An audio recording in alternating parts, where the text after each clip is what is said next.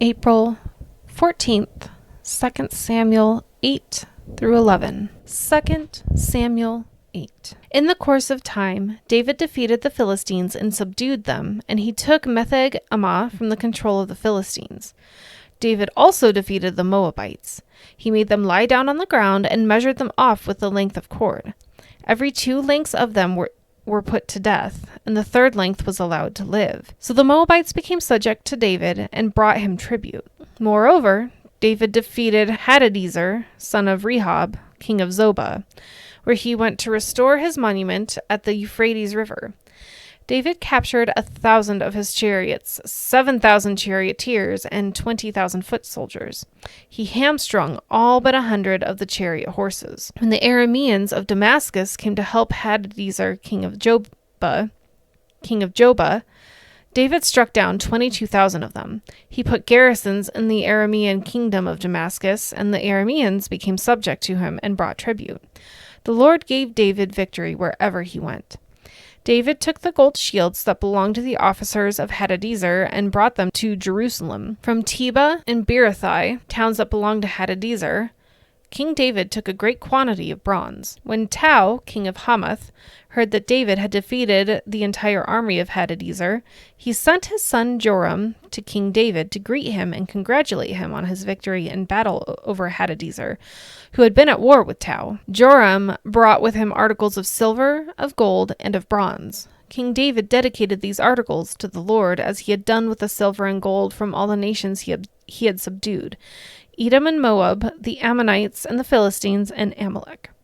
He also dedicated the plunder taken from Hadadezer, son of Rehob, king of Zobah. And David became famous after he returned from striking down 18,000 Edomites in the Valley of Salt. He put garrisons throughout Edom, and all the Edomites became subject to David. The Lord gave David victory wherever he went. David reigned over all Israel, doing what was just and right for all his people.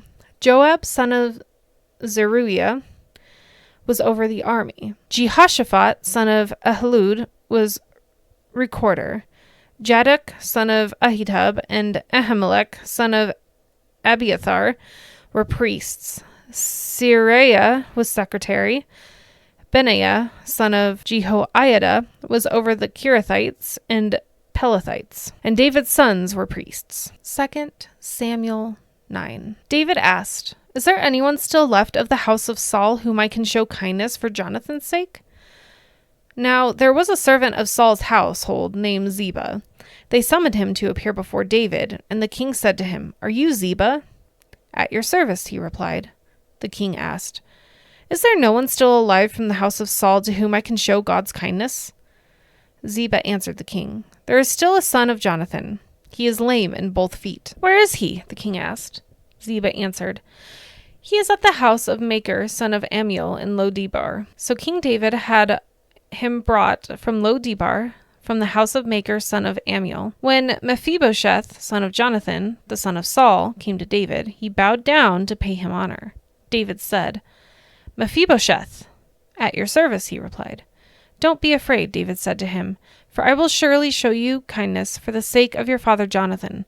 I will restore to you all the land that belonged to your grandfather Saul, and you will always eat at my table." Mephibosheth bowed and said, "What is your servant that you should notice a dead dog like me?" Then the king summoned Ziba, Saul's steward, and said to him, "I have given your master's grandson everything that belonged to Saul and his family. You and your sons and your servants are to farm the land for him and bring in the crops so that your master's grandson may be provided for. And Mephibosheth, grandson of your master, will always eat at my table." Now Ziba had 15 sons and 20 servants. Then Ziba said to the king, "Your servant will do whatever my lord the king commands his servant to do." So Mephibosheth ate at David's table like one of the king's sons. Mephibosheth had a young son named Micah, and all the members of Ziba's household were servants of Mephibosheth. And Mephibosheth lived in Jerusalem because he always ate at the king's table. He was lame in both feet. 2 Samuel 10. In the course of time, the king of the Ammonites died, and his son Hanun succeeded him as king. David thought, "I will show kindness to Hanun, son of Nahash, just as his father showed kindness to me. So David sent a delegation to express his sympathy to Hanun concerning his father. When David's men came to the land of the Ammonites, the Ammonite commanders said to Hanun, their lord, "Do you think David is honoring your father by sending envoys to you to express sympathy? Hasn't David sent them to you only to explore the city and spy it out and overthrow it?" So Hanun seized David's envoys, shaved off half of each man's beard, cut off their garments at the buttocks, and sent them away. When David was told about this, he sent messengers to meet the men, for they were greatly humiliated. The king said, "Stay at Jericho till your beards have grown, and then come back." Then the Ammonites realized that they had become obnoxious to David. They hired 20,000 Aramean foot soldiers from Beth-rehob to Zobah, as well as the king of Maacah with 1,000 men, and also 12,000 men from Tob. On hearing this, David sent Joab out with the entire army of fighting men. The Ammonites came out and drew up in battle formation at the entrance of their city gate, while the Arameans of Zobah and Rehob and the men of Tob and Maacah were by themselves in the open country. Joab saw that there were battle lines in front of him and behind him, so he selected some of the best troops in Israel and deployed them against the Arameans. He put the rest of the men under the command of Abishai, his brother, and deployed them against the Ammonites. Joab said, "If the Arameans are too strong for me, then you are to come to my rescue. But if the Ammonites are too strong for you, then I will come to rescue you. Be strong, and let us fight bravely for our people and the cities of our God. The Lord will do what is good in his sight." Then Joab and the troops with him advanced to fight the Arameans, and they fled before him. When the Ammonites realized that the Arameans were fleeing, they fled before Abishai and went inside the city. So Joab returned from fighting the Ammonites and came to Jerusalem. After the Arameans saw that they had been routed by Israel, they regrouped. Hadadezer had Arameans brought from beyond the Euphrates River. They went to Helam with Shobak, the commander of Hadadezer's army, leading them. When David was told of this, he gathered all Israel, crossed the Jordan, and went to Helam. The Arameans formed their battle lines to meet David and fought against him. But they fled before Israel, and David killed 700 of their charioteers and 40,000 of their foot soldiers. He also struck down Shobak, the commander of their army, and he died there. When all the kings who were vassals of Hadadezer saw that they had been routed by Israel, they made peace with the Israelites and became subject to them. So the Arameans were afraid to help the Ammonites anymore. 2 Samuel 11. In the spring, at the time when kings go off to war, David sent Joab out with the king's men and the whole Israelite army. They destroyed the Ammonites and besieged Rabbah, but David remained in Jerusalem.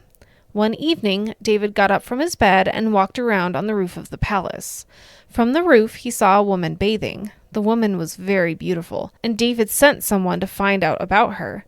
The man said, "She is Bathsheba, the daughter of Eliam and the wife of Uriah the Hittite." Then David sent messengers to her. She came to him, and he slept with her. Now she was purifying herself from her monthly uncleanness. Then she went back home. The woman conceived and sent word to David, saying, "I am pregnant." So David sent his word to Joab, "Send me Uriah the Hittite." And Joab sent him to David. When Uriah came to him, David asked him how Joab was, how the soldiers were, and how the war was going. Then David said to Uriah, "Go down to your house and wash your feet." So Uriah left the palace, and a gift from the king was sent after him. But Uriah slept at the entrance to the palace with all his master's servants and did not go down to his house. David was told Uriah did not go home. So he asked Uriah, "Haven't you just come from a military campaign? Why didn't you go home?" Uriah said to David, "The ark in Israel and Judah are staying in tents, and my commander Joab and my lord's men are camped in the open country. How could I go to my house to eat and drink and make love to my wife? As surely as you live, I will not do such a thing." Then David said to him, "Stay here one more day, and tomorrow I will send you back." So Uriah remained in Jerusalem that day and the next. At David's invitation, he ate and drank with him, and David made him drunk. But in the evening, Uriah went out to sleep on his mat among his master's servants. He did not go home. In the morning, David wrote a letter to Joab and sent it with Uriah.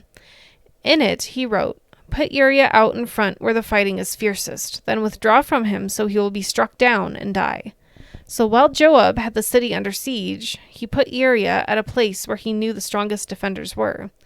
When the men of the city came out and fought against Joab, some of the men in David's army fell. Moreover, Uriah the Hittite died. So Joab sent David a full account of the battle. He instructed the messenger, "When you have finished giving the king this account of the battle, the king's anger may flare up, and he may ask you, 'Why did you get so close to the city to fight? Didn't you know they would shoot arrows from the wall? Who killed Abimelech, son of Jerubbesheth? Didn't a woman drop an upper millstone on him from the wall so that he died in Thebez? Why did you get so close to the wall? If he asks you this, then say to him, 'Moreover, your servant Uriah the Hittite is dead.'" The messenger sent out, and when he arrived, he told David everything Joab had sent him to say. The messenger said to David, "The men overpowered us and came out against us in the open, but we drove them back to the entrance of the city gate. Then the archers shot arrows at your servants from the wall, and some of the king's men died. Moreover, your servant Uriah the Hittite is dead." David told the messenger, "Say this to Joab. Don't let this upset you. The sword devours one as well as another. Press the attack against the city and destroy it. Say this to encourage Joab." When Uriah's wife heard that her husband was dead, she mourned for him. After the time of mourning was over, David had her brought to his house, and she became his wife and bore him a son. But the thing David had done displeased the Lord.